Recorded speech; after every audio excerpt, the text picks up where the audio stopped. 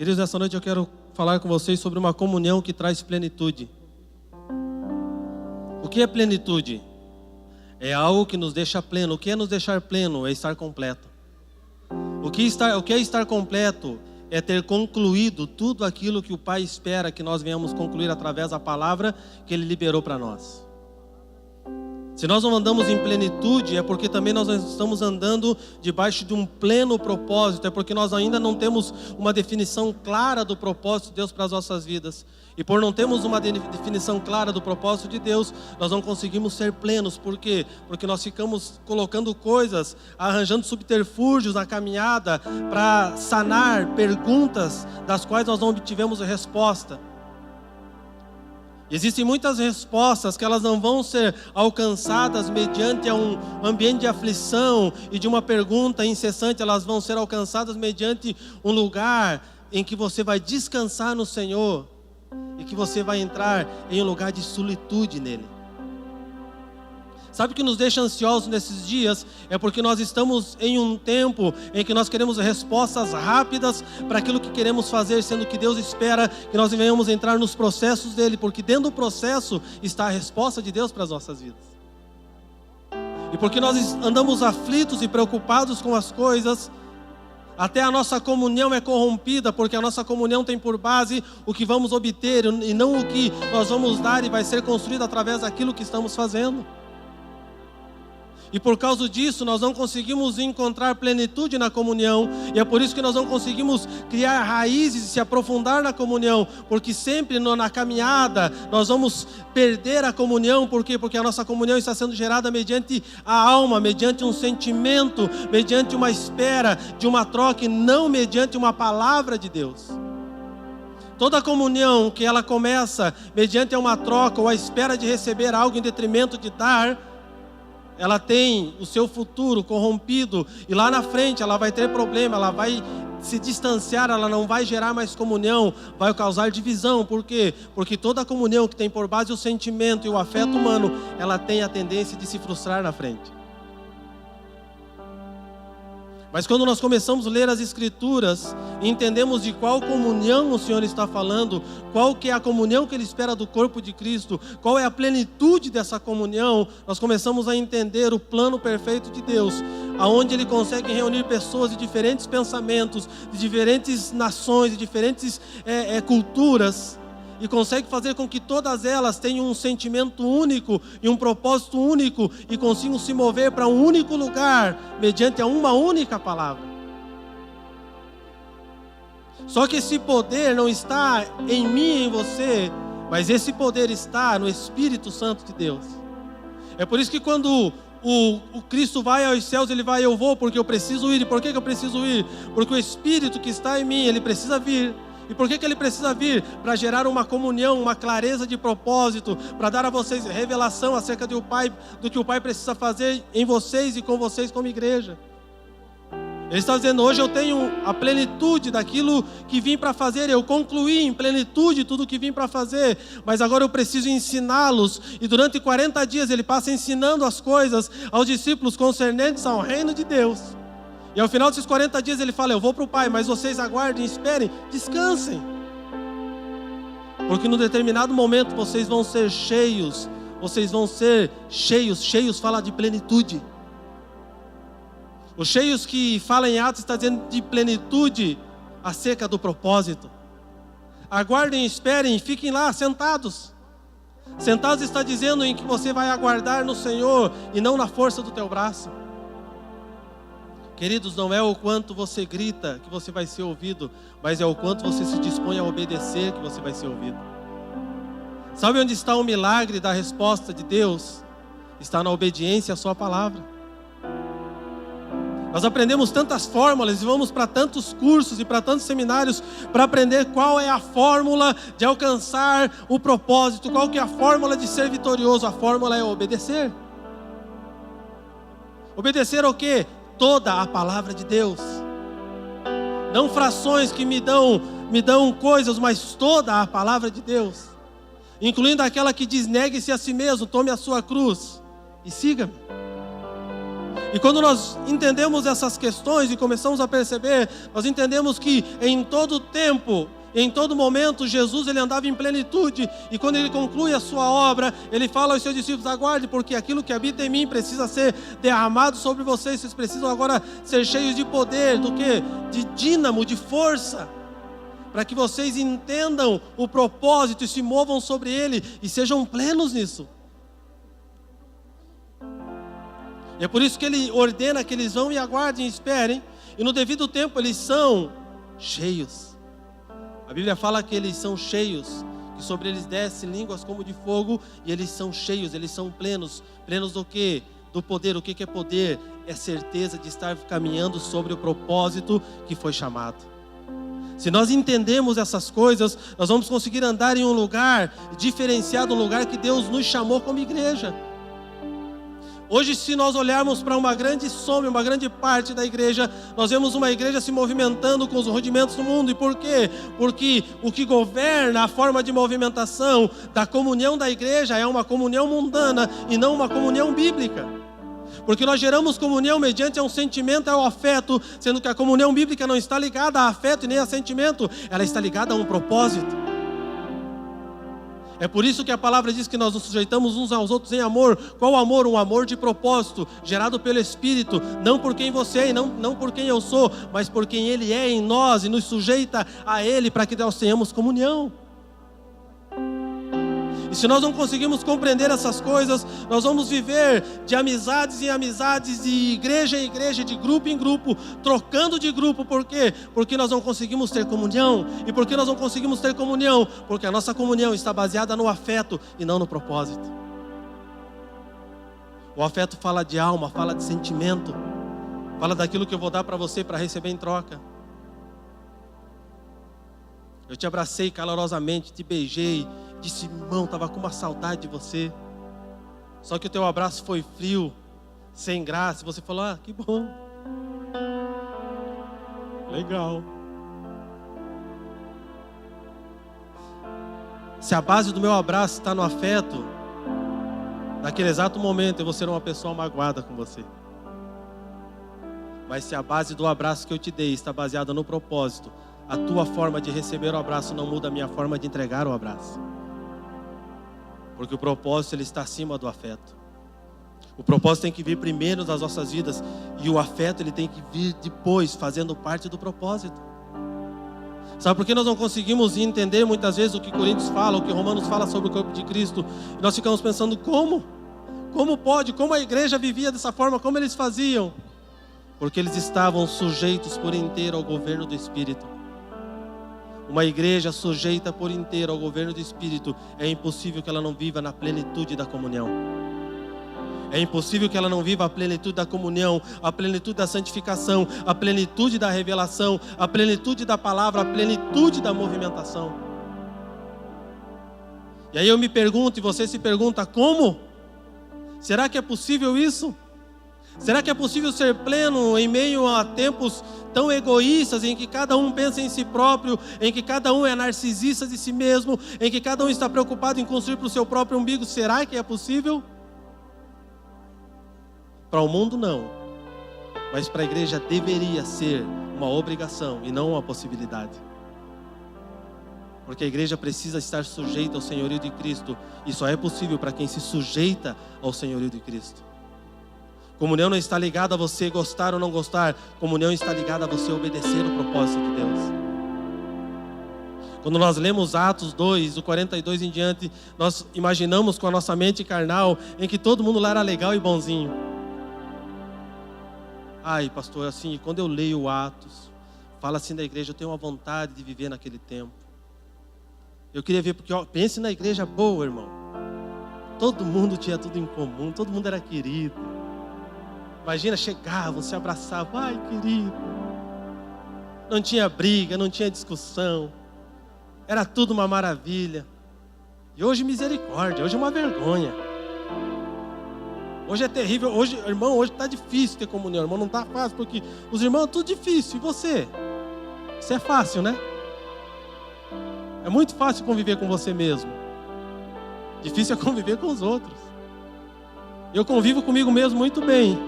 O meu problema é quando eu tenho que conviver com as outras pessoas. Porque eu não sou juiz sobre os meus erros, eu sou alguém que tem misericórdia dos meus erros. Mas eu sou juiz sobre os erros dos outros. Mas com os meus eu tenho misericórdia. Porque a minha comunhão tem por base a minha alma e não o Espírito que habita em mim. Quando nós lemos sobre a igreja de Atos, nós precisamos ler com uma mentalidade espiritual e não com uma mentalidade carnal, porque a mentalidade carnal vai nos levar a entender a palavra pela carne e não pelo Espírito. Queridos, na igreja de Atos tinha problema. Na igreja de Atos os irmãos discutiam. Na igreja de Atos, eles às vezes até dão uma brigadinha. Na igreja de Atos, o filho do irmão João às vezes ia lá e quebrava a vidraça da casa da irmã Maria.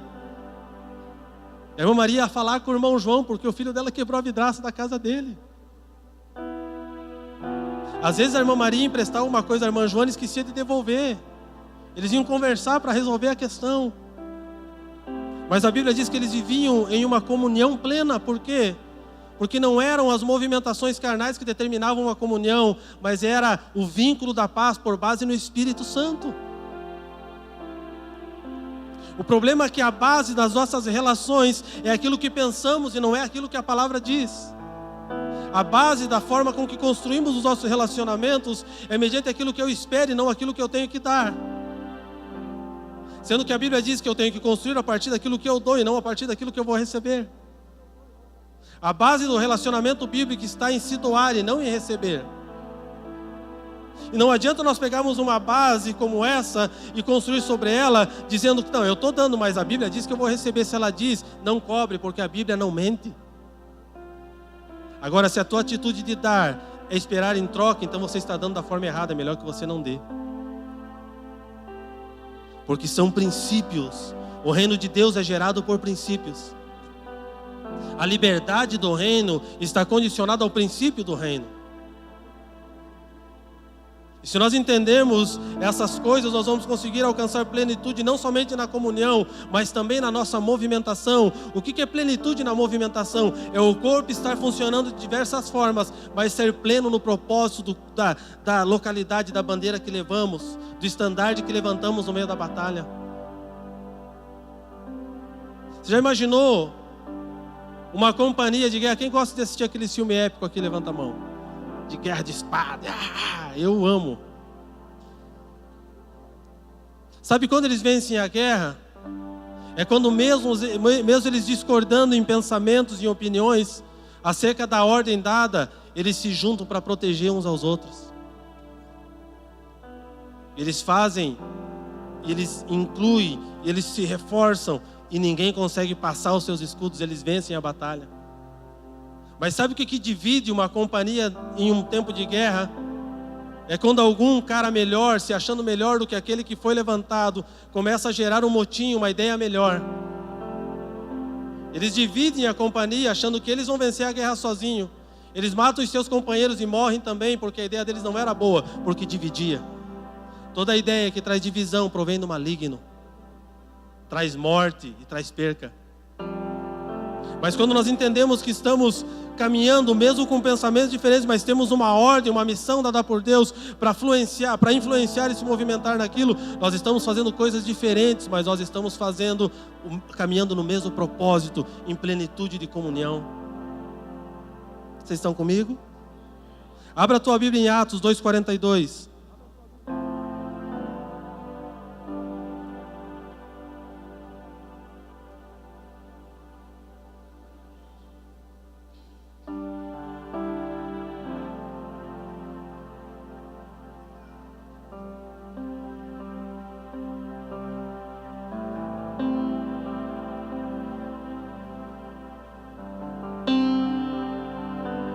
Atos 2:42 diz assim: e perseveravam na doutrina dos apóstolos e na comunhão, no partir do pão e nas orações.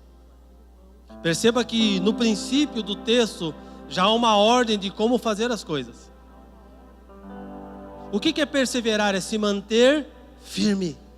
É uma posição em que você não arrasta o pé. Um homem perseverante, ele não olha para as circunstâncias, ele não se move por meio das circunstâncias, mas ele persevera mediante a palavra que ele recebeu. A Bíblia diz que um bom soldado em serviço, ele não se envolve com os negócios dessa vida, mas ele está ligado à missão daquele que chamou ele, que alistou ele para aquele propósito. O perseverante, ele tem uma missão e nada o afasta da missão. Por quê? Porque ele persevera. E por que ele persevera? Porque ele tem dentro de si uma doutrina, uma lei, uma palavra que rege a caminhada e a movimentação dele.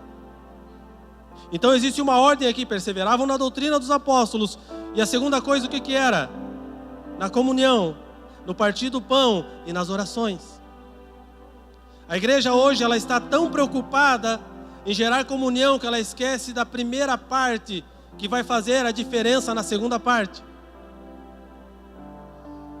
A plenitude está em estar vivendo a doutrina bíblica nas nossas vidas.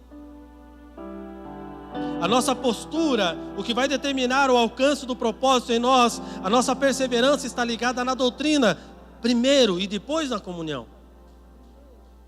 Comunhão não é estar indo na casa todo dia tomando café do irmão. Comunhão não é estar todo dia conversando sobre os mesmos assuntos. Comunhão bíblica é confrontar um ao outro em amor para que ambos cresçam. E perseveravam na doutrina dos apóstolos, dizendo, na comunhão, sem doutrina, sem Bíblia, sem direção, não há comunhão. Sabe por que as nossas comunhões, os nossos relacionamentos são de papel? É porque não tem doutrina. É porque não tem uma palavra que nos sujeite a caminhar. É porque não tem uma palavra que nós venhamos nos sujeitar e obedecê-la. Por quê? Porque é uma lei de Deus impressa no meu coração que diz, ame incondicionalmente. Ame sem esperar nada em troca. Ah, mas aquele irmão lá difícil, suporte ele em amor até que ele alcance entendimento acerca daquilo que você já entendeu. E o que é suportar? Ai, tá louco, amém, vou aguentar esse cara. Saco, dificuldade. Eu só não para suportar, suporto. Ele fala, você está pensando na pizza, ele está falando, você está bom, aleluia. Não. Sabe o que é suportar? Muitos aqui já sabem. É você pegar essa pessoa que ainda não entendeu, colocá-la sobre os seus ombros, carregá-la até que ela entenda. Senão você não entendeu o que é comunhão. Senão você não cumpre o primeiro mandamento desse versículo, que é perseverar na doutrina dos apóstolos. Qual é a doutrina dos apóstolos? É acerca do reino de Deus, é o evangelho verdadeiro, é a comunhão do Espírito, é Gálatas 4:5.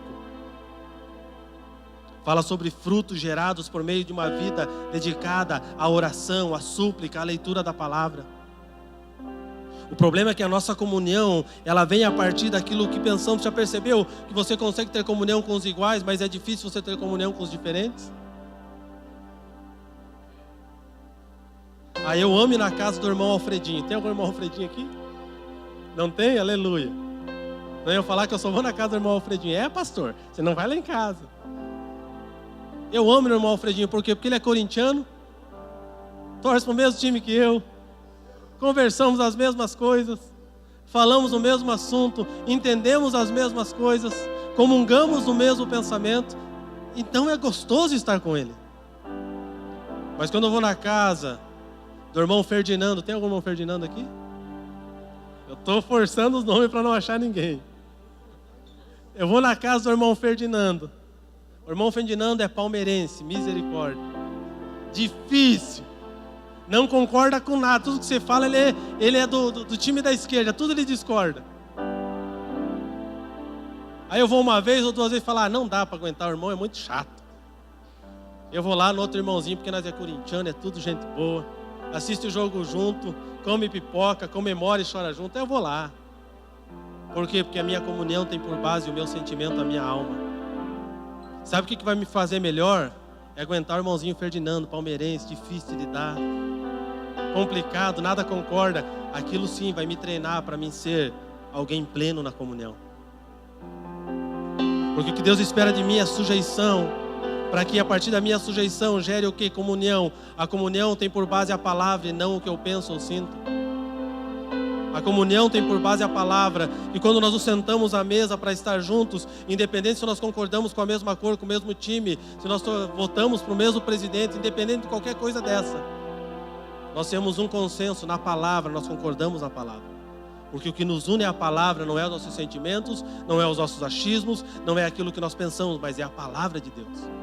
É por isso que o apóstolo deixa muito claro aqui, e perseveravam na doutrina, porque sem doutrina não há comunhão. Sem doutrina não é uma comunhão clara, uma comunhão de interesses. Sem doutrina, a minha comunhão sempre vai ser baseada no que eu posso obter de você e o que você pode obter de mim. Mas quando eu caminho debaixo da doutrina, da lei do Senhor, da palavra, eu sei que toda a comunhão gerada pelo Espírito, ela é eterna. Sabe, irmão Alfredinho? Você vai ter que suportar ele no céu, irmão. Ele vai morar junto com você, na mesma casa. Vocês vão viver na mesma cidade, vocês vão comungar da mesma mesa. Então, vai treinando, porque você vai ter que viver com ele a eternidade. O tempo que passamos aqui é um treinamento para aquilo que virá, porque nós somos, como a palavra diz, estrangeiros caminhando em uma terra que não é nossa. Se o meu sentimento é que aqui é meu lugar, eu não entendi a palavra. Eu estou aqui fazendo e cumprindo uma missão, porque a minha casa me espera ainda. Eu não cheguei, eu não alcancei, mas eu trabalho para concluir a obra que me foi confiada, para que naquele dia que eu chegar, a plenitude da obra que me foi confiada, eu possa ir para a minha casa e me encontrar com os meus, porque lá é a minha morada. Eu não posso viver esses dias com um pertencimento a este mundo, a esta era, mas eu tenho que viver esses dias entendendo que eu sou alguém plantado nesse tempo para desenvolver uma mentalidade do reino de Deus, para levar as pessoas ao conhecimento de Cristo e sujeitá-las ao governo do Espírito. Esse é o propósito de Deus para nós, igreja. Se nós vivemos os nossos dias preocupados em construir as nossas coisas, fazer as nossas coisas, concluir as nossas obras, nós não teremos tempo para concluir a obra de Deus. Na continuação, diz assim: em cada alma havia o quê? Temor. E muitos prodígios e sinais eram feitos por intermédio dos apóstolos. Por que eram feitos? Porque havia comunhão. A comunhão era por base no propósito. O propósito era por base na doutrina, na palavra. Não tem como jogar no mesmo time e querer marcar gol contra, irmão. Não tem como jogar no mesmo time e querer fazer gol no teu goleiro só porque você não gosta dele. Tá 0-0, você fala, vou sacanear aquele goleiro. Você está sacaneando você mesmo, porque você faz parte do time. Se nós não compreender essas coisas, nós vamos viver uma vida desgastante. Não existe prazer em servir a Deus. Porque, querido, quantos de vocês já pararam em algum momento da sua vida? E se não parou, espero que não pare. Espero que essa palavra transforme o teu pensamento. Mas já parou no começo e perguntou para si mesmo, qual que é a diferença? No mundo é assim, na igreja é assim, às vezes até pior em algumas situações. Porque assim, ó pastor, no mundo, quando o cara tinha problema, a gente saía na mão e resolvia. Já resolvia o negócio ali. Cospe aqui, quem é mais macho? No meu tempo, vocês sabem o que é isso, tira a mão e o pau come. Resolve o problema, no outro dia está todo mundo na escola sorrindo, cara roxa. Mas resolveu. Na igreja o irmão te abraça e fala mal de você. Na igreja o irmão fala, querido, como é que foi? Senti uma comunhão. Desgraça do inferno. É uma comunhão tão boa, comunhão com o teu umbigo, seu desgraçado. Porque depois vira as costas e mete o pau no irmão. E você fala assim, poxa, no mundo pelo menos a gente resolvia. Agora aqui é muita máscara, por quê? Porque o governo do mundo está governando as atitudes de uma igreja que não é bíblica. E por não ser bíblica, faz as coisas pior que o mundo. A Bíblia fala que aqueles que conhecem a verdade não caminham na verdade e usam a verdade em detrimento de manipulação para fazer as coisas que esperam, a esses há uma condenação. Se nós conhecemos a verdade, a nossa obrigação é caminhar na verdade. Então se tem alguma coisa com o teu irmão, a Bíblia diz, vai lá, vem cá irmão, é o seguinte, ó, assim, é o seguinte. E é isso aí. O irmão olha para você, é isso, então agora eu vou falar a minha parte. Você falou, não falou? Agora fique quieto e escuta. E no final da conversa, os dois não vão ter razão, porque a razão está no arrependimento de ambos. E vocês consertam aquilo que está desconcertado, mediante ao caráter de Cristo na vida de cada um. Quando nós lemos a palavra, nós vemos homens que tinham comunhão, mas que quebravam o pau na mesa, por quê? Porque precisavam andar concernentes à palavra. Nós vemos os apóstolos chegam bem assim e falam: ah, bonitão, perto dos teus você não come na mesa com os pecadores, né? Mas quando você está longe, você senta lá e bebe um pouquinho, come um pouquinho. Aí quando viu alguém chegando, pulou da mesa. Não estava lá. Bonita essa atitude tua, né, Pedrão? Mas por causa dessa discussão, eles deixaram de fazer e cumprir o propósito? Sim ou não? Sim ou não? Eles construíram juntos porque aquele que estava errado recebeu a correção e entendeu que estava errado. Cara, se você é apóstolo, pastor, mestre e aprendiz de mestre, se você é profeta, se você é aprendiz de profeta, se você seja o que for, não consegue receber a correção de alguém que tem um título abaixo do teu, você não entendeu a palavra. Porque a palavra diz que nós precisamos nos sujeitar uns aos outros em amor. Se eu estiver errado, me corrija.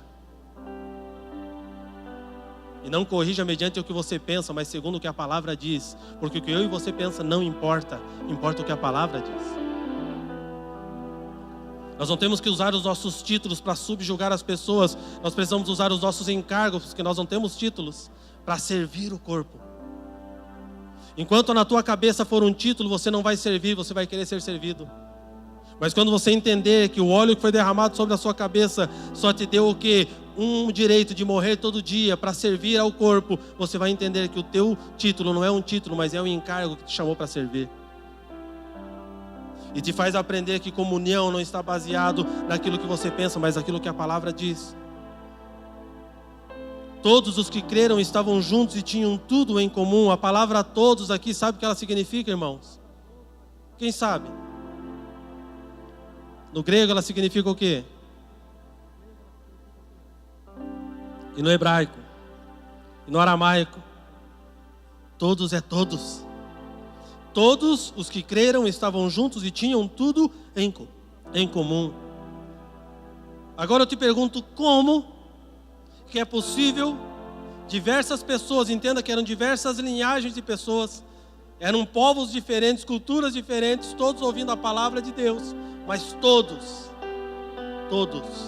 os que estavam reunidos na igreja daquele dia, daquele tempo, eles creram. O que nos faz tornar um? O que nos faz sermos um em Cristo? O que nos faz ter uma comunhão e alcançar plenitude? É quando nós cremos. Cremos no quê? Na doutrina que nos é pregada, mediante a palavra que nos é falada. Porque o que vai nos fazer perseverar é crer naquilo que estamos ouvindo. Se você não crê na palavra que você ouve, você não vai alcançar perseverança e você sempre terá uma ideia melhor para jogar na mesa. Sabe qual é a melhor ideia, querido? A melhor ideia é aquilo que a Bíblia diz. Fora disso, a tua ideia é horrível. A minha ideia é horrível. O que importa é o que a Bíblia diz. Sabe o que os apóstolos faziam, a igreja fazia naquele tempo? Quando eles tinham que tomar alguma decisão concernente à igreja, ao corpo de Cristo, eles iam orar. Depois que eles oravam, eles analisavam as Escrituras. E após analisar as Escrituras e entender o que eles estavam fazendo, eles tomavam uma decisão não mediante o que alguém tinha entendido, mas mediante aquilo que o Espírito tinha falado e tinha trazido entendimento para que todos, independente se pensavam diferente, se sujeitassem à informação que o Espírito deu e por ela se movimentassem. Ou você pensa que quando eles iam tomar decisões, todo mundo chegava pensando igual? Não. Porque todos nós somos pessoas diferentes. Eu posso ter uma ideia acerca de algum assunto diferente da tua. E quando nós vamos falar sobre o assunto, você vai dar o teu ponto de vista, eu vou dar o meu. Mas quando se trata de corpo de Cristo e de igreja, a direção tem que vir do Espírito. É Ele quem determina, é Ele quem coordena, é Ele quem diz o que tem que ser feito, não sou eu nem você. Mas como que eu vou saber? Está na palavra. Eles se reuniam antes de tomar qualquer decisão. Eles iam para a palavra e a palavra dava norteava a decisão deles. Mesmo que nem todos concordassem, mas era aquilo que a palavra dizia. Então vamos fazer segundo a palavra. Sabe o que nós precisamos hoje, igreja? É nos sujeitar à palavra e não aquilo que queremos entender da palavra. Pastor, assim, a palavra assim, eu tive uma interpretação. A palavra por si só se interpreta. Quando se fala de igreja, de corpo de Cristo, a palavra é uma só para o corpo. Quando se fala do indivíduo, a palavra pode falar com você diferente do que fala comigo, mas quando está falando de corpo, ela é uma só, ela é exata. O problema da confusão no meio da igreja é que Deus chega e fala para você, ó, anda sem camisa no inverno, o inverno inteiro. Tem lógica? Não tem. Tem lógica que o profeta fica andando pelado? Já pensou se o profeta chegasse e falasse assim, ó, Deus falou para mim andar pelado, todos os profetas que estão andando comigo vão andar pelado junto. Ia ser um circo de horrores na cidade. Mas Deus deu uma palavra para ele. Ele andou sobre a palavra. Deus falou algo para ele fazer. A interpretação pessoal da palavra é para você, não é para o corpo. Então não pegue aquilo que Deus pediu para você fazer e traga para o corpo, porque quando Deus pede para o corpo, Ele fala ao corpo, não fala somente a uma pessoa. Nós precisamos entender essas coisas, nós precisamos ler a palavra de Deus com uma coerência correta, com uma direção correta. É por isso que hoje temos várias linhas de pensamento acerca de coisas que são verdadeiras e únicas e não precisa discordar. Porque eu entendi assim, agora eu vou inventar, eu vou abrir a igreja da palavra viva, eu vou abrir a igreja da palavra morta, eu vou abrir a igreja do Jesus cheiroso. Não, porque eu entendi que agora é assim. Não é irmão Adriano não, viu pessoal? Deixa o Adriano quieto que ele está lá cuidando lá embaixo.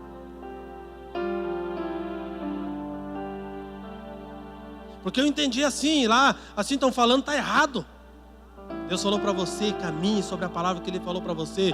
Se Ele for falar para o corpo, Ele vai falar para o corpo tudo e o corpo vai entrar na palavra. Porque se você entende que quem governa o corpo é o Espírito, que a cabeça é Cristo, então descansa, porque Cristo vai falar para o corpo vai se mover. Não, estou emborradinho, estou chateadinho porque não fizeram. E não vão fazer, porque Deus mandou você fazer, faça. Não espere os outros fazer, caminhe sobre a palavra que Deus deu para você individualmente e se envolva na palavra coletiva. Há 5 anos atrás Deus me falou algo e eu cheguei em casa bem macho, bem valente. Cheguei e falei, ó Daniela, é o seguinte, a partir de hoje, é assim, assim, assim, não quero conversa. Vamos fazer assim, tal hora, tal horário. Fui para o escritório, macho, aí Deus, botei ordem na casa, apavorei. Quero ver agora, quero ver se não vai levantar comigo. Quero ver se não vai ficar 3 horas orando comigo, não quero nem saber, tem que ter comida pronta no almoço. Quero ver. Aí eu fui orar. Tem um problema, irmão, quando se não entende a coisa certa e você vai orar. E você resolve ouvir o Espírito. É um problema para você, porque você vai ter que engolir todo aquilo que você arrotou. Todo o teu orgulho, o teu jeitão machão, vai acabar, irmão. Eu fui orar. Aquele tempo assim, Deus, viu Deus, eu sou um filho querido, né? Falei, hoje eu botei ordem na casa. Aí Deus falou para mim, tá, mas quem disse que era para você falar para casa fazer isso? Não, Deus, mas o Senhor falou comigo, eu falei com você, exatamente, é para você, não para casa. Então se sujeite à palavra e faça você, e peça perdão para tua esposa, porque você comunicou ela de uma forma rude, você pecou contra ela. Eu não pedi para ela fazer, eu pedi para você, porque você precisa andar nesse lugar agora. É difícil. Sai o machão, fortão, valentão do quarto, parecia uma ovelhinha. Eu gosto de falar de mim, eu não gosto de falar dos outros. Chamei a Dani para, faz um cafezinho para mim, para tomar um café. E quem é meio durinho assim, tipo eu, dá 10 voltas para chegar no lugar, né? Toma um café, conversa um pouco, e fala de diversos assuntos, e o Espírito Santo, e aí, vai falar ou não vai? Desembucha, rapaz. Quanto mais demorar, pior para você. Pois é, né, amor, meninas, o que o papai falou está errado, é para o papai fazer, não é para vocês. Dani, o que Deus falou é para mim fazer, pode ficar tranquilo, não precisa levantar às 6 da manhã comigo, não. Não precisa ficar lendo 2 horas a Bíblia, não precisa orar, não precisa fazer jejum todo dia. É só eu mesmo, é para mim, quem vai se ferrar sou eu mesmo. Fica aí. Porque nós recebemos uma palavra de Deus para nós fazermos, e nós queremos que todos façam. E por que nós queremos que todos façam? Porque nos falta a coerência bíblica, nos falta a revelação e entendimento, porque nós não lemos a palavra, nós não oramos como deveríamos, e quando recebemos a revelação, entendemos na alma e queremos nos mover em uma revelação celestial, mediante o que entendemos na alma. E é por isso que muitas coisas que Deus falou a você, você fez da forma errada e se frustrou, porque você fez mediante o que a tua alma te informou, e não aquilo que o Espírito estava informando a você. Uma das coisas que nós como igreja precisamos entender, que nós precisamos ser dirigidos e guiados pelo Espírito. Não pelas circunstâncias, não pelas nossas emoções, não pelo afeto. Eu pergunto para os casados aqui, o afeto segura o casamento? Sim ou não? Ele ajuda, mas não segura. O que segura um casamento é a certeza do propósito. O que segura o casamento é uma comunhão baseada na aliança que foi feita perante Deus e perante os homens. É uma comunhão baseada em uma aliança, em um mandamento que lhes tornou e que me tornou um com a pessoa que eu estou. É a única forma de eu me manter num casamento, porque o afeto, irmão, vai chegar um momento que ele vai acabar. Vai chegar um momento que o que vai segurar o teu relacionamento, a tua relação, é uma comunhão sadia, baseada no quê? Naquilo que Deus falou que você tem que fazer. Então quer dizer que a comunhão então não tem amor? Não estou falando isso. Você está ouvindo a palavra com a alma. Já pensou? Não vai ter afeto, não vai ter beijinho, abracinho, tudo assim. Quando nós ouvimos com a alma, nós já começamos a pensar com a alma. Irmão, quando nós entendemos um lugar de comunhão dentro de um propósito, o afeto não faz falta nenhuma, porque a comunhão dentro do propósito é 1000 vezes melhor do que o afeto. Porque o afeto sempre vai corromper o propósito, porque o afeto está ligado àquilo que eu vou receber e não àquilo que eu vou dar. Continuando o texto. Todos os que creram estavam juntos e tinham tudo em comum, vendiam as suas propriedades e bens, distribuindo o produto entre todos. À medida que alguém tinha necessidade, diariamente perseveravam unânimes no templo. E depois o que eles faziam? Partiam o pão de casa em casa e tomavam as suas refeições com alegria e singeleza do coração, louvando a Deus e contando com a simpatia de todo o povo. De novo, ele deixa bem claro aqui, eles perseveravam o quê? Aonde? Em que lugar? Em que lugar? Era nas casas, comendo, partindo pão, dando risada, contando piada, tirando sarro do Corinthians porque perdeu o jogo? Não. Eles diariamente perseveravam unânimes no templo, no lugar de ensino, onde eles aprendiam acerca da doutrina dos apóstolos e acerca daquilo eles se moviam e geravam comunhão na medida do que a palavra trazia a revelação a eles. E sabe por que todas as pessoas tinham simpatia por eles? Porque as pessoas olhavam para aquele monte de gente diferente, mas aquele monte de gente diferente conseguia se tornar um só em Cristo. Falavam a mesma língua, defendiam o mesmo propósito, gritavam pela mesma bandeira e anunciavam o mesmo evangelho, mesmo sendo diferente. Esse é o único modo que cumpre o último versículo. Enquanto isso, acrescentava-lhes o Senhor, dia a dia, os que havia sendo salvos. Quem acrescentava as pessoas ao corpo de Cristo? Quem acrescentava, queridos? Eram as estratégias da igreja. Pense numa igreja violenta em estratégia. Era a igreja de Atos. Tinham cada estratégia maravilhosa. Vamos treinar esse povo porque tem que produzir, tem que multiplicar, tem que botar 2 cadeiras vazias porque tem que encher. Vamos orar pelas cadeiras, aleluia, vai encher tudo. E faz um monte de coisa para encher cadeira. Vai enchendo cadeira, irmão. Vai virar um depósito. Um monte de gente sem vida. Para assinar um monte de papel sem propósito. Para entregar um monte de relatório que não vai gerar nada. Só cansaço e enfado. Mas a Bíblia diz que enquanto isso, enquanto o quê? Enquanto eles perseveravam unânimes no templo, enquanto eles partiam o pão de casa em casa, enquanto eles tomavam as suas refeições com alegria e singeleza de coração, e o que eles faziam? Faziam tudo isso louvando a Deus e contando com a simpatia de todo o povo. O versículo começa dizendo, enquanto isso. Não está dizendo que isso era a fórmula que as pessoas vinham para a igreja. Está dizendo porque eles caminhavam no princípio, através do princípio que eles se submeteram a viver, mesmo sendo diferentes. O mundo lá fora olhava e tinha simpatia. Por quê? Porque eram pessoas diferentes, que confessavam coisas diferentes no passado, viviam de um costume diferente, mas todos eram unânimes na doutrina dos apóstolos. Todos caminhavam em uma única verdade, todos anunciavam o mesmo evangelho. Eles não se reuniam para falar, eu entendi isso, eu entendi aquilo. Eles se reuniam para entender juntos o que o Espírito já estava dizendo através da vida dos apóstolos que os instruíam concernentes à palavra de Deus. Sabe o que você tem que fazer todo domingo à noite quando você sai da igreja? É chegar em casa e conferir se aquilo que você ouviu está na palavra. Porque tem um monte de gente falando um monte de porcaria que não está na Bíblia. E tem um monte de gente vivendo aquela porcaria que foi falada porque não leu a Bíblia.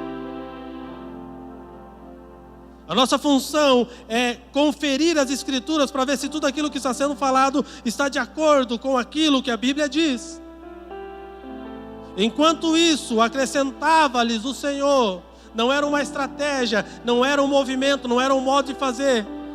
A maior pergunta até os dias de hoje, o maior questionamento da igreja estratégica, ou da denominação de estratégia, eu não estou dizendo que Deus é contra estratégia, Deus é um Deus estrategista, mas toda estratégia tem que ser bíblica. O propósito não pode ser para corromper o coração, mas tem que ser para engrandecer aquele que nos alistou para concluir a sua obra. Deus é um Deus de estratégias, nós vamos ver Ele sendo estrategista em todas as áreas, em todos os lugares da Bíblia. Porém a estratégia dele está sempre ligada a um propósito único, revelar o Pai. Toda a estratégia de Deus.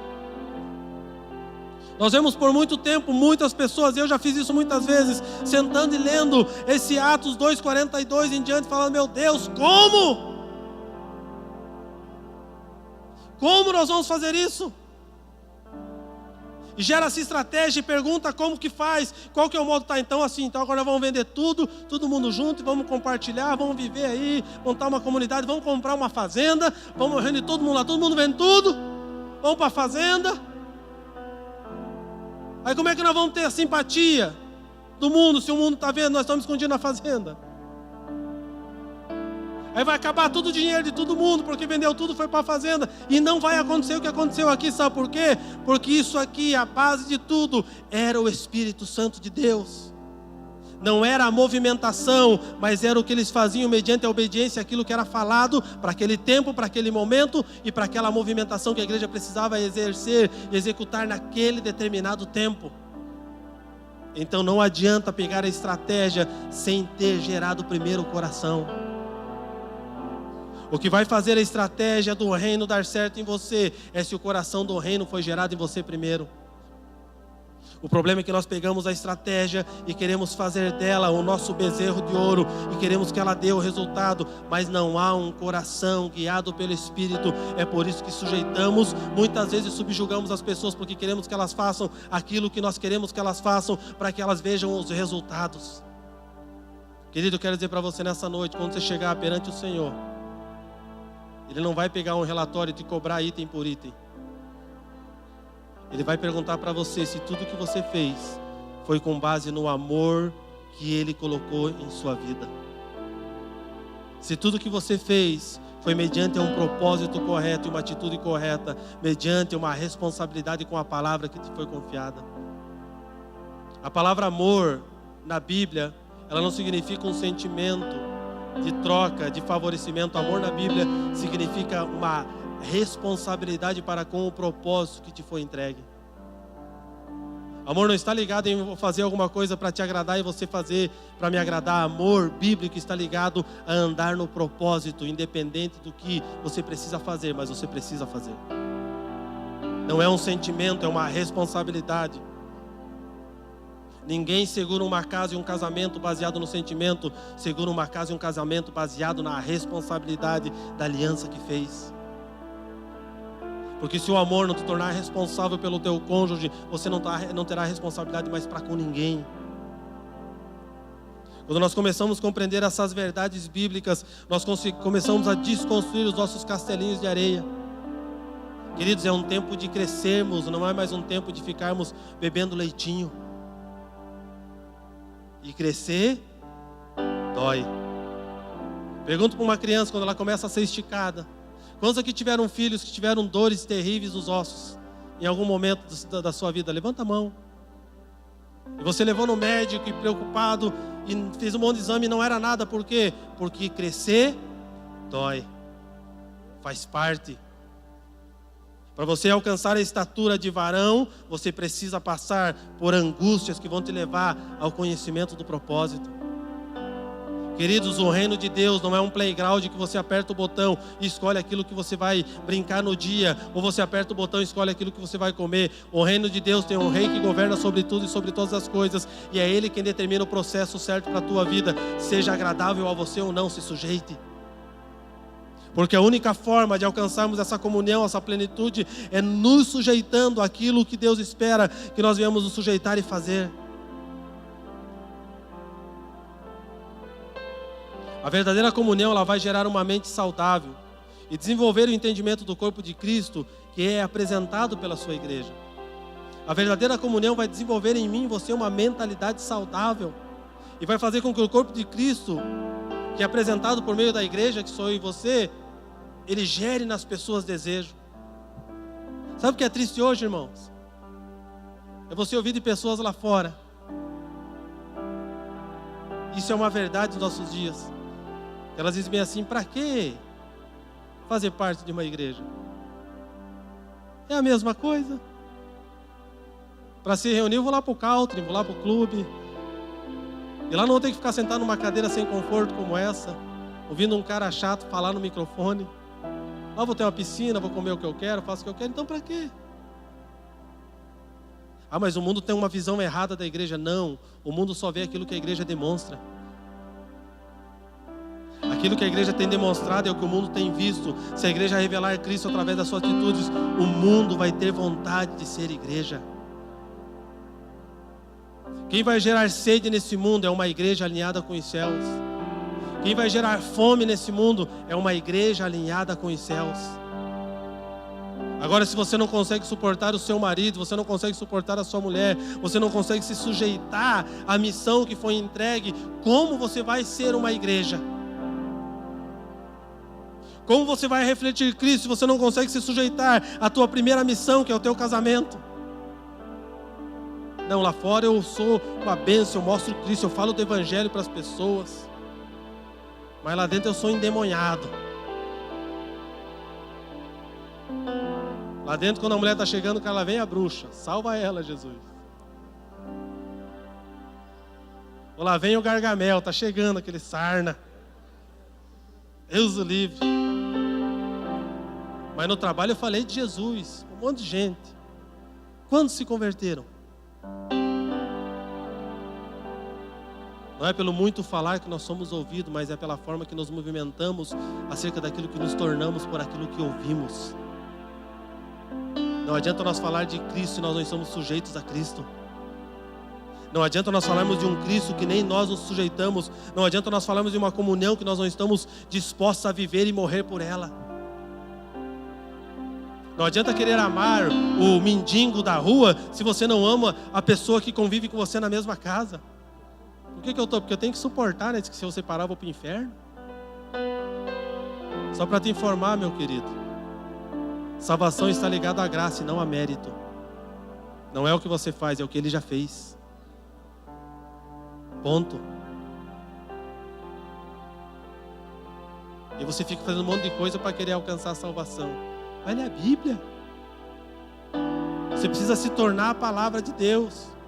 Você precisa se sujeitar ao governo de Cristo. Ah, mas eu me sujeito a Cristo. Não se sujeita. Porque você não se sujeita aos teus pastores, você não se sujeita ao teu esposo, você não se sujeita à liderança que Deus colocou sobre você. Então você não se sujeita ao Senhor. Não, me sujeito, não se sujeita. Porque Deus colocou eles para que você aprenda a sujeição. E sabe como eu aprendo a sujeição? Na grande maioria, por meio do sofrimento.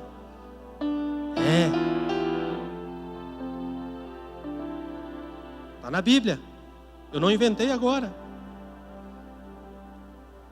E aí nós queremos dizer que temos comunhão com Deus. Como nós temos comunhão com Deus e não temos comunhão com o corpo? Não tem como ter comunhão com a cabeça se eu estou fora do corpo, não tem jeito. Não vai funcionar.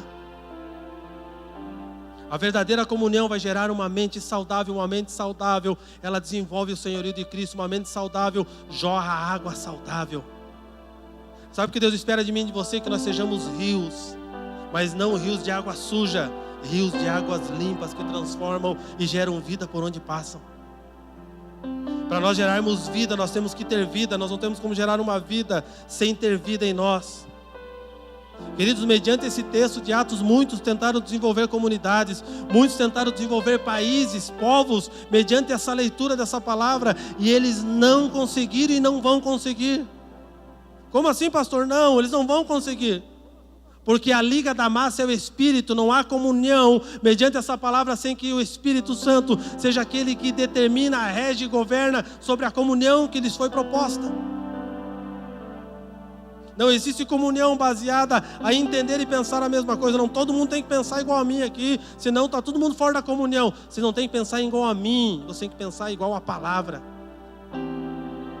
É a palavra que nos sujeita. É por isso que nós vemos países, não, nós vamos fazer assim, agora vai vir um regime e todo mundo vai ser igual aqui. Menos os governantes, né? Todo mundo vai ter um carrinho, uma casinha, eu vou ter um castelo, porque eu sou governante, né? E daí saiu o quê? O comunismo. Deu certo? Sim ou não? Por que não deu certo? Porque uma mente diabólica desenvolveu uma ideia a partir daquilo que ele pensou e não daquilo que a Bíblia estava falando. Muitos dizem, não, a Bíblia fala sobre comunismo. Não, querido, a Bíblia não fala sobre isso. A Bíblia fala sobre a comunidade dos santos que se sujeita ao governo de Cristo, porque quem se sujeita ao governo de Cristo se sujeita àquilo que Cristo fala e se sujeita um ao outro em amor. Se você ler a palavra, vai ter pessoas desiguais nas suas formas de vivência, talvez nos seus rendimentos, mas todos estão inseridos no mesmo corpo. Porque todos se sujeitam ao mesmo Espírito. Não existe como desenvolver essa mentalidade baseado naquilo que você pensa. Você precisa entender o texto. Hoje tem muita gente interpretando Bíblia, sendo que a Bíblia se interpreta por si só. Esses dias eu vi um vídeo de um homem que chorava e dizia bem assim: ai, se Judas se arrependesse, se ele esperasse até o terceiro dia, ai, seria diferente. A Bíblia diz, se eu não me engano, em Isaías, que aquele já estava condenado para a morte. Acabou. O filho da perdição foi preparado para aquilo, acabou. Então não leia a Bíblia com a alma, irmão, leia a Bíblia mediante o conselho do Espírito.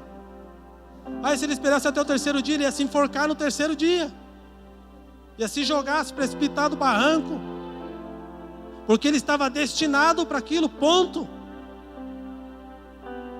E nós lemos textos bíblicos na alma e ficamos ali,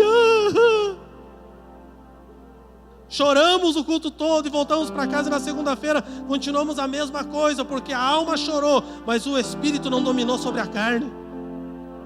O que vai trazer transformação para nós esses dias não é um choro baseado no sentimento, não é uma mensagem que vai tocar a tua alma, mas é uma mensagem que vai governar de dentro para fora você, que vai destravar o Espírito de Deus que habita em você e vai ensinar a mim e a você se sujeitar ao governo do Espírito. Não é uma palavra que move a tua alma, mas é uma palavra que diz à tua alma: cale a boca, se cale, se sujeite, porque o Espírito precisa governar a partir da palavra.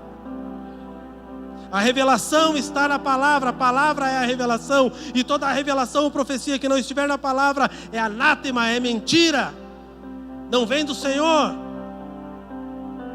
Não é tempo de sermos uma igreja almática, baseada em sentimentos humanos, em relacionamentos tolos e fúteis. É uma igreja que não avança, por quê? Porque os seus relacionamentos estão baseados no sentimento, naquilo que agrada.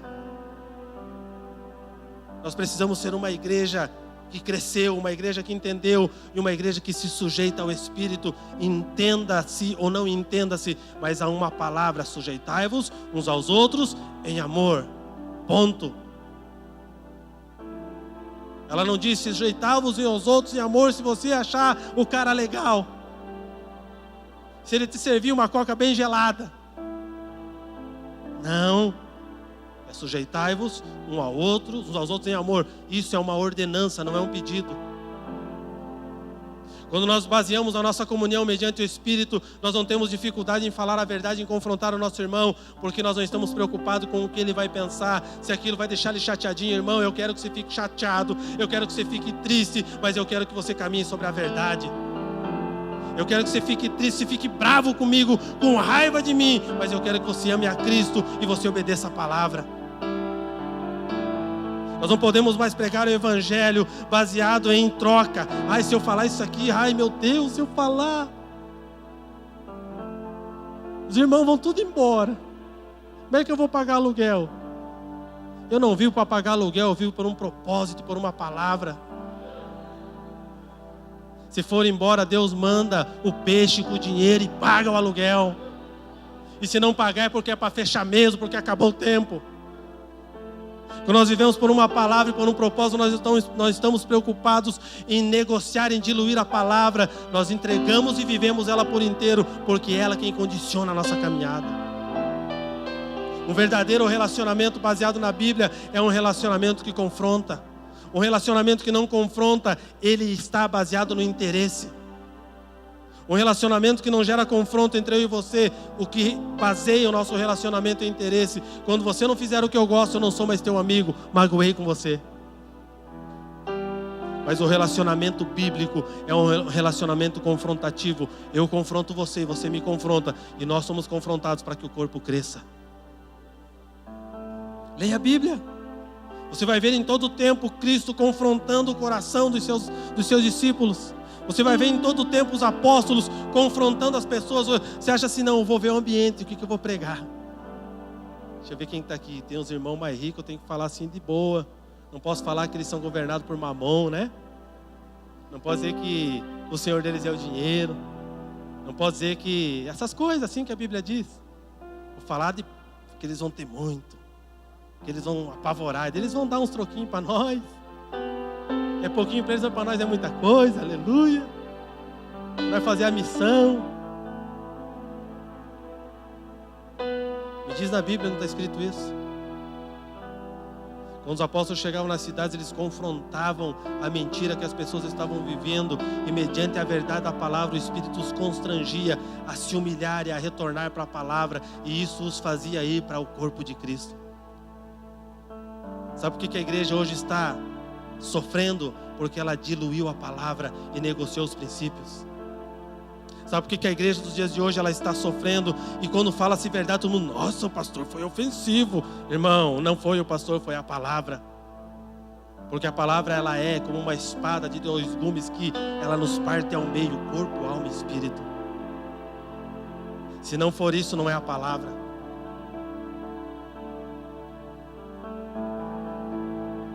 Raça de víboras, imagina. Chamou todo mundo de cobra peçonhenta. Raça de víboras. Ai, agora os mantenedores do meu ministério. E depois que ele chamava, o que acontecia? Ficavam tudo bravo com ele. Não, eles falam, cara, batiza eu preciso me arrepender. Eu sou bem isso que você falou mesmo. Eu preciso deixar de ser essa víbora. Eu preciso me arrepender, eu preciso conhecer Cristo. Preciso entregar minha vida para Cristo. Um evangelho que não confronta não é evangelho. Um relacionamento que só está baseado em detrimento do que eu posso receber de você e o que você pode receber de mim não é um relacionamento sadio. Não se venda por coisas, seja fiel à palavra. Não se venda por oferta, seja fiel à palavra. Porque oferta diz tudo, ela é oferecida sem esperar algo em troca. Se alguém vai te dar uma oferta e espera que você dê algo em troca, não é uma oferta, é uma compra, eles estão querendo comprar você. Rejeite, porque não vem do Senhor. Eu lembro um tempo atrás, há muito tempo atrás, nem tanto assim, uma pessoa chegou e foi me dar uma oferta. Fiquei feliz, irmão, porque aquele dia eu estava precisando. Eu falei, Jesus, tu é lindo, era tudo que eu queria. Vai dar certo, agora acabou meu sofrimento. Todo problema acabou, o homem da oferta chegou. Ele chegou aquela oferta gorda, irmão, pense na oferta boa. Eu falei, amém, querido. Então, pastor, mas assim, eu precisava que o senhor fizesse isso, aquilo, aquele outro. Eu falei como Jesus, para trás de mim, Satanás. Pega o que é teu e vai embora. Se nós não andamos pelo propósito, pela necessidade, nós nos vendemos pela oferta maior. Nós vendemos pelo lucro e pelo valor maior. Você tem que entender e compreender, você tem um propósito dado por Deus.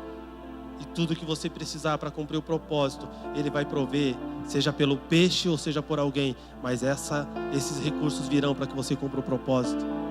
Não negocie o princípio da palavra. Não negocie o propósito, não negocie a comunhão. Não se venda para estar perto de alguém. Para mim andar com aquele cara eu tenho que ficar quieto em umas coisas assim. Eu tenho que, não dá para falar, é errado, mas sabe, né?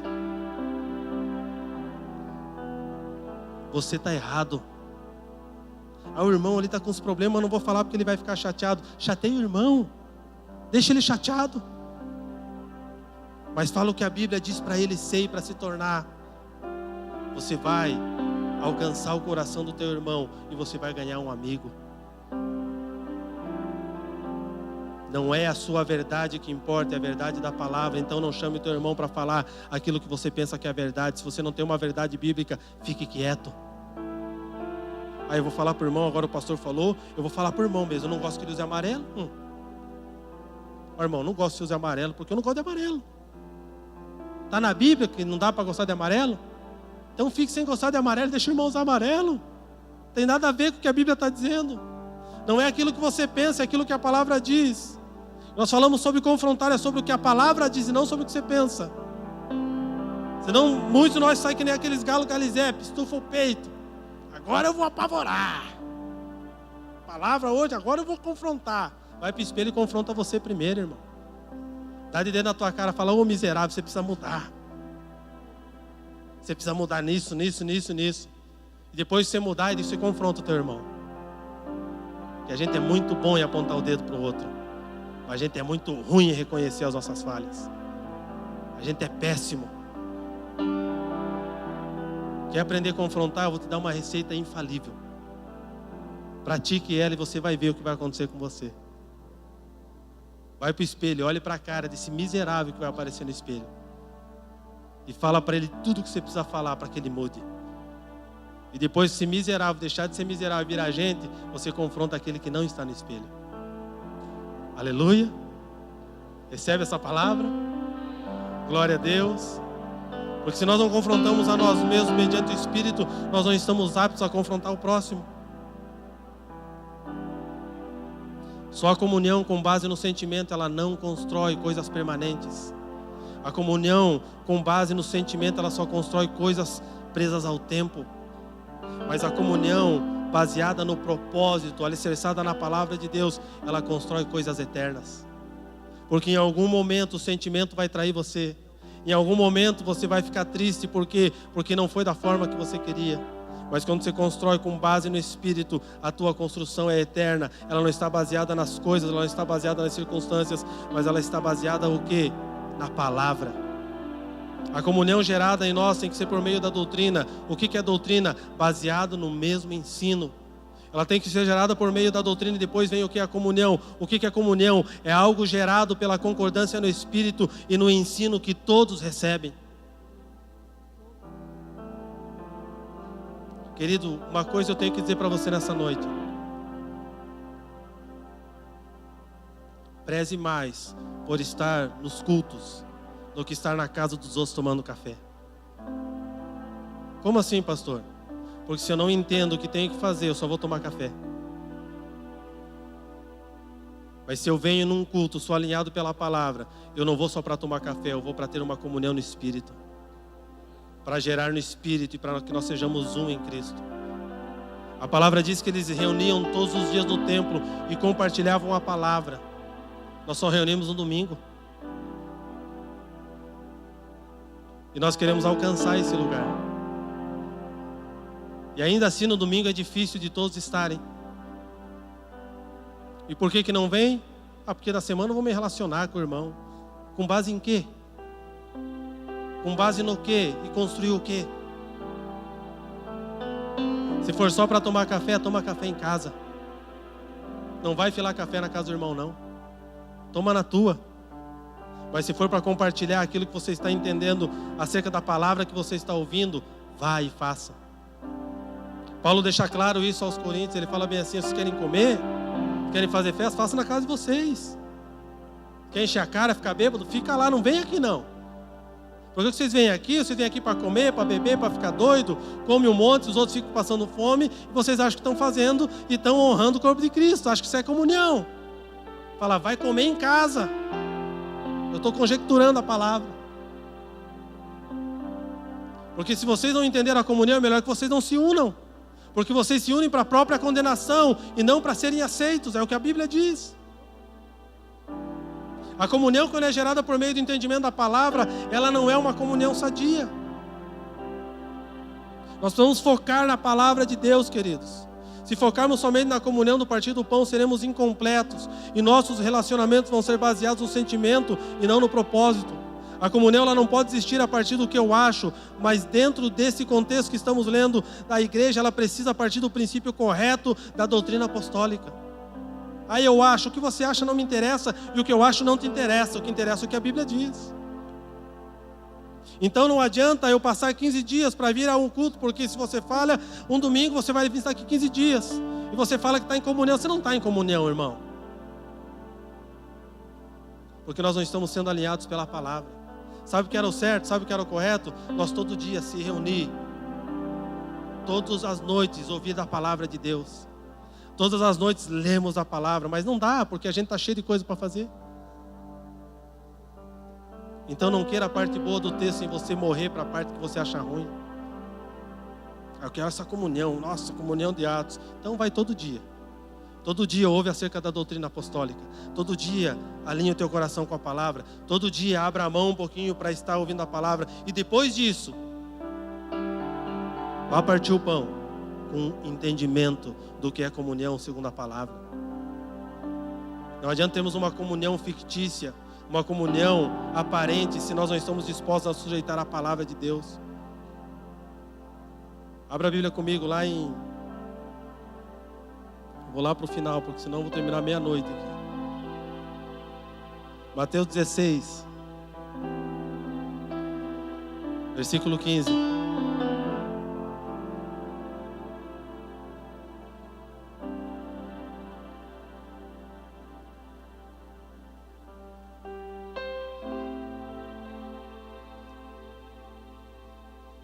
O afeto, queridos, ele corrompe o propósito e nos tira da comunhão. O afeto concorda sempre para não perder, a comunhão confronta tudo que está fora do propósito. Em Mateus 16, 15 ao 18, Jesus diz assim: mas vós, continuou ele, quem dizeis que eu sou? Respondendo Simão Pedro, disse: tu és o Cristo, o Filho do Deus vivo. Então Jesus lhe afirmou: bem-aventurado és Simão Barjonas, porque não foi carne e sangue que te revelaram, mas meu Pai que está nos céus. Também eu te digo, e tu és Pedro, e sobre esta pedra edificarei a minha igreja, e as portas do inferno não prevalecerão contra ela. Por que Pedro tem essa revelação? Porque ele estava comungando do mesmo Espírito que estava em Cristo, e porque ele comungava do mesmo Espírito que estava em Cristo, ele estava ouvindo a mesma coisa que o Pai estava falando. E quando Cristo fala sobre essa pedra, ele está falando sobre a verdade que te foi revelada. É sobre essa verdade que eu vou construir toda a casa. E por que ele tem essa revelação? Porque ele era melhor que os outros? Não, porque naquele momento ele estava em comunhão com o mesmo Espírito, ele estava no mesmo sentimento. E no momento em que o Pai pergunta, no momento que Jesus pergunta, ele é comunicado pelo Espírito do Pai quem era o Cristo. E por que ele faz isso? Porque Pedro estava em comunhão com o mesmo propósito de Espírito.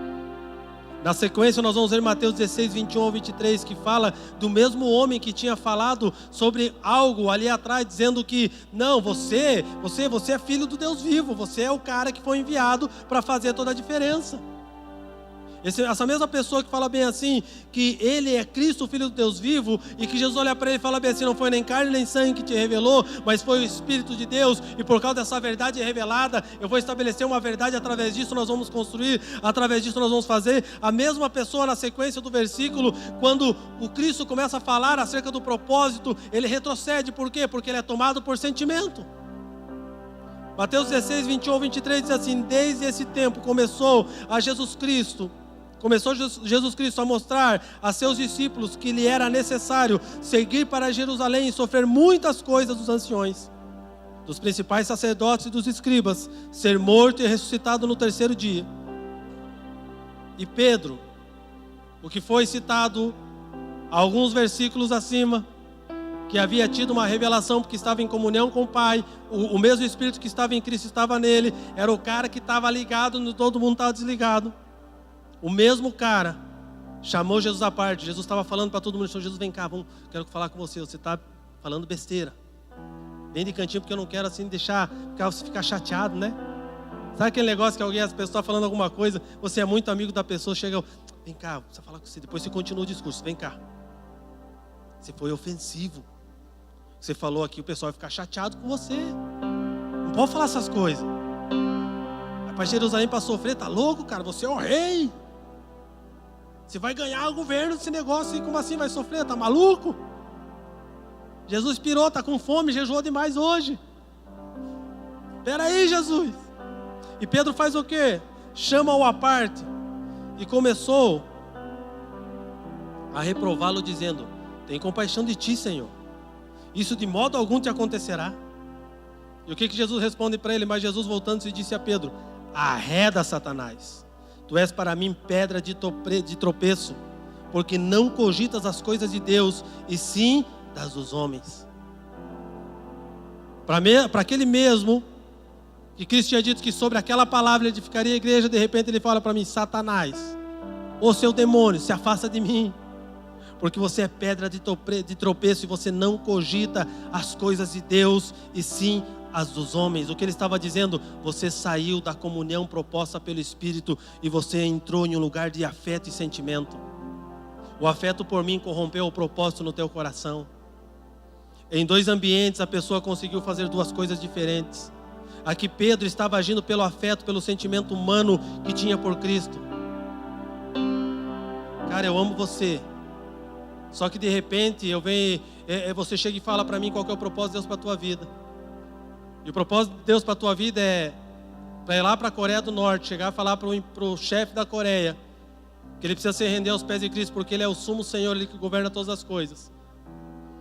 Você está convicto disso, você tem que ir para lá fazer isso. E só vai ser isso que você vai fazer, porque você vai morrer depois disso. E quando você termina de falar para mim, eu falei para você sobre o propósito, falei para você sobre caminhar sobre a palavra que Deus te deu, e falei para você, e aquilo motivou você, deu coragem a você para caminhar sobre o propósito, e de repente falo, você está louco? Você sabe o que ele vai fazer com você? Ele vai te matar, ele vai te quebrar todinho. Ele vai acabar com você, vai te expor em praça pública, para todo mundo ver que você foi confrontá-lo. Você está doido? Não vai fazer isso, vamos orar agora, tirar esse pensamento de Satanás da tua cabeça. Isso não é de Deus, irmão. Eu estou falando aqui mediante uma comunhão no Espírito ou mediante um afeto carnal que não quer que você sofra? A tua resposta para mim tem que ser a mesma que Cristo deu para Pedro: te arreda de mim, Satanás, porque eu preciso cumprir o propósito para que eu fui chamado. O afeto corrompe o propósito quando nós ficamos ligados à alma. Se o teu propósito é ir para a Coreia morrer, depois que entregar essa única palavra para Ele, morra e cumpra o teu propósito. Glorifique o nome de Cristo com a tua morte. Nós precisamos andar em um propósito a ponto de não permitir que o nosso sentimento venha desconstruir o propósito de Deus para as nossas vidas. Nós só vamos ter solidez na comunhão, nós só vamos conseguir andar uns com os outros e conviver com as nossas diferenças quando a nossa comunhão tiver por base o domínio e o governo do Espírito. Enquanto a nossa comunhão tiver por base o nosso sentimento, o afeto, o gostar ou não gostar, nós não conseguiremos viver a plenitude da comunhão. nós não conseguiremos conviver com os diferentes. Não adianta você falar para o diferente: não, querido, eu amo você. E nas costas fala: esse desgraçado está falando um monte de porcaria. Se eu pudesse, eu arrebentava ele, mas tem que amar, né?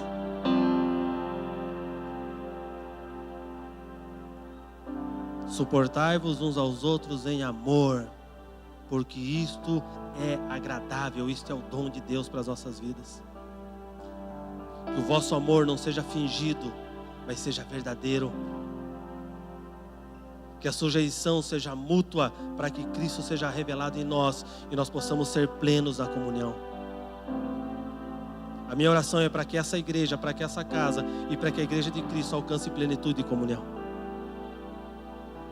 Que nós não venhamos andar por aquilo que nos agrada, que nós não venhamos andar por favores, que nós não venhamos andar por sentimentos, que nós não venhamos andar por coisas que nos unem na alma, mas nós não venhamos andar por um propósito maior, que é a comunhão plena do Espírito em nós, em que nós nos sujeitamos para que o propósito maior se cumpra.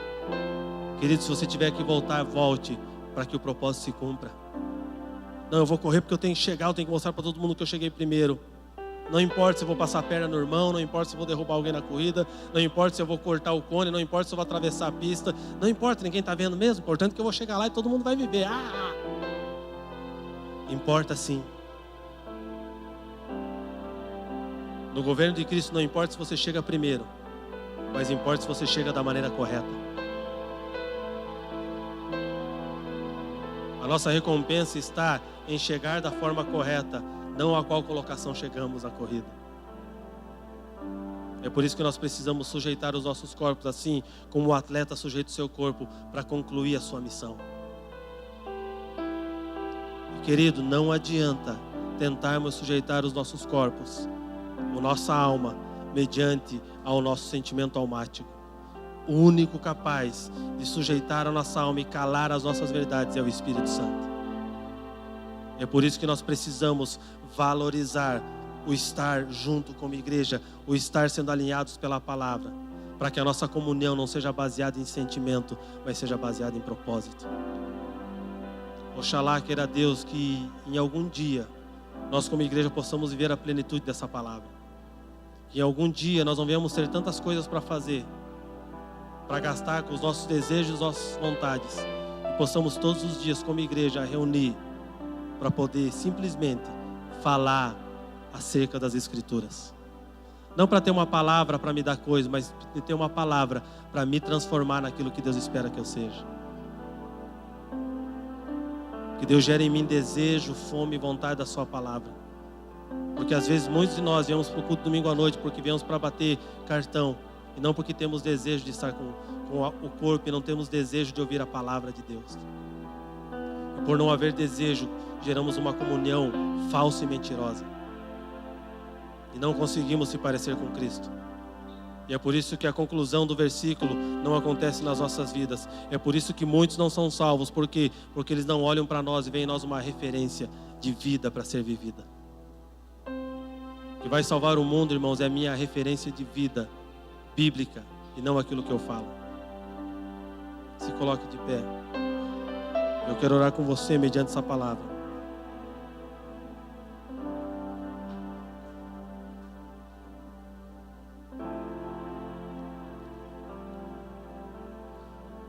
O versículo 46 fala da reunião diária no templo, onde todos eram empoderados pelo Espírito Santo com base nas Escrituras ensinadas pelos apóstolos.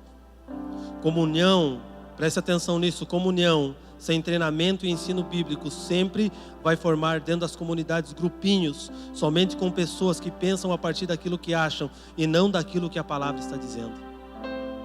Nós não somos uma igreja de grupinhos, nós temos que ser uma igreja autêntica segundo a palavra de Deus. E a comunhão só vai ser gerada mediante treinamento e ensino bíblico. Não jogue fora o ensino. Não jogue fora o ensino. Não, eu oro e a revelação vem. Vem da onde? Vem do teu intestino. Só pode.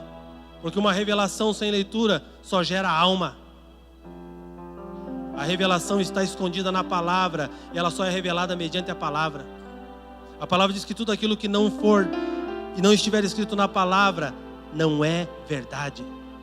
Não, eu oro e Deus me revela. Se virou agora Polaroid.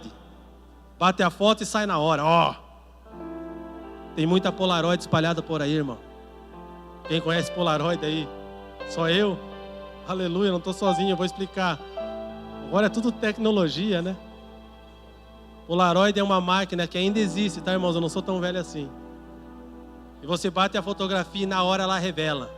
Tem muito irmão Polaroid por aí, irmão, dando revelação na hora sem ter fundamento bíblico nenhum. O que vai nos manter e o que vai nos gerar uma comunhão correta é um treinamento e um ensino bíblico eficaz mediante não aquilo que eu penso, mas mediante aquilo que a palavra diz. Se você perguntar para a grande maioria de pastores que são mestres, que ensinam a palavra, que trabalham com apologética, todos eles vão ser unânimes na mesma coisa. Eles vão dizer que a palavra por si só, ela revela a verdade. Se nós entendemos esse princípio, todos nós vamos entender a mesma verdade e não vamos ficar discutindo quem é de Paulo e quem é de Apolo. Nós vamos falar, somos todos sujeitos ao senhorio de Cristo. Efésios 4, versículo 1 ao 6, para nós terminarmos.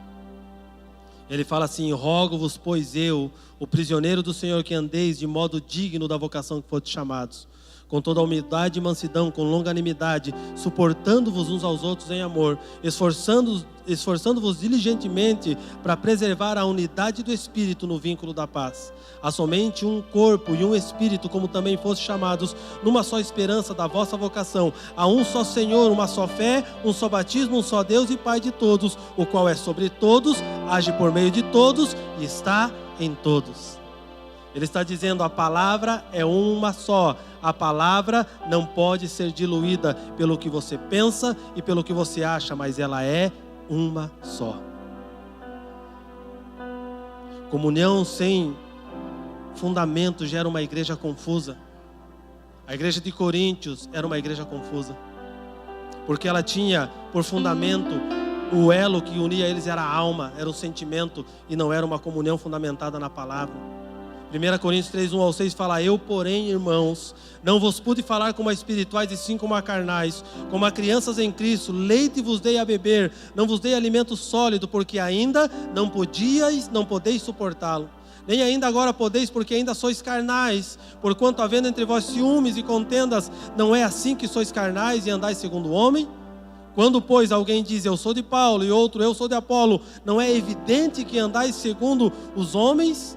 Quem é Apolo e quem é Paulo? Servos por meio de quem cresces, e isso conforme o Senhor concedeu a cada um. Se há no nosso meio isso que a palavra cita, nós somos carnais. Não adianta dizermos que somos espirituais. Não tem como vivemos a mesma verdade se somos carnais. Ah, eu sou de fulano, eu acredito. Não, eu sou da turma do Hermínio, eu sou da turma do René, eu sou da turma do... Todos foram levantados por Cristo para anunciar o Evangelho de Cristo, então somos todos de Cristo. Por meio da palavra que lhes foi confiada e a nós, para que anunciássemos as obras do Senhor, ponto. Porque se um dia o Hermínio errar, se um dia o René errar, se um dia fulano errar, a palavra não erra. E se nós estivermos baseado no Hermínio, se nós estivermos baseado no René, se nós estivermos baseado no Isaías, nós vamos afundar o nosso barco, porque nós temos que estar fundamentados na palavra. E se um desses homens errar a palavra, nós temos que continuar na palavra e suportá-los até que eles cheguem ao arrependimento, para que entre novamente na palavra. Aleluia! É por isso que os apóstolos dizem, não fundamentem sobre homens, respeitem o encargo que cada um carrega, mas se algo for falado fora da palavra, caminhem pela palavra. Pai, nós louvamos o Teu nome nessa noite. Nós engrandecemos a Ti, Senhor. Eu peço nessa noite que a Tua palavra, Senhor, que foi lançada sobre os nossos corações, ela não encontre um terreno pedregoso, ela não encontre um terreno cheio de espinhos, de abrolhos, mas ela encontre um terreno limpo, um terreno preparado, um terreno disposto a frutificar. Eu oro para que nós possamos nos tornar uma verdade segundo essa palavra. Eu sei que nós não vivemos essa verdade ainda, eu sei que nós estamos caminhando para alcançá-la. Eu sei, Senhor, que nós não podemos dizer que somos plenos nisso, porque não somos, e se falarmos mentimos e nós pecamos com isso.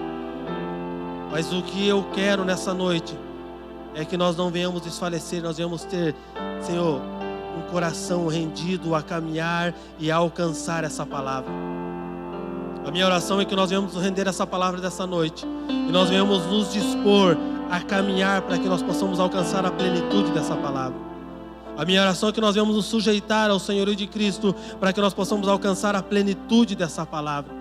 A minha oração é para que as nossas comunhões, as nossas reuniões não sejam baseadas em sentimento, mas sejam baseadas na Tua palavra que diz, na Tua palavra que instrui, na Tua palavra que fala o que devemos ser e fazer.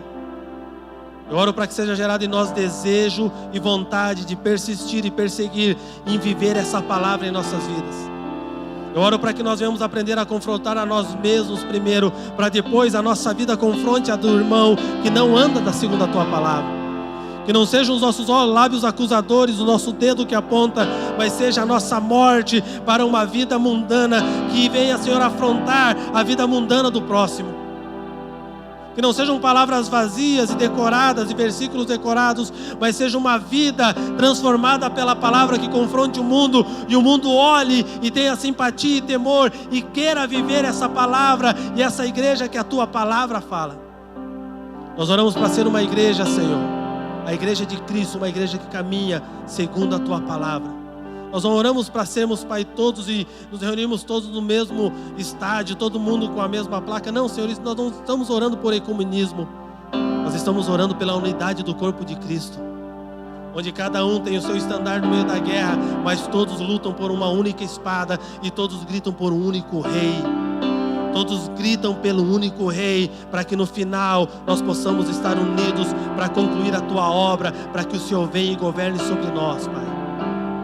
Gere em nós uma comunhão verdadeira, gere em nós arrependimento, derruba o altar do orgulho do nosso coração, derruba as verdades mentirosas do nosso coração, arranca, Senhor querido, todos os pressupostos, arranca de dentro de nós, Pai, todo aquilo que nós achamos que é, mas que na verdade não é.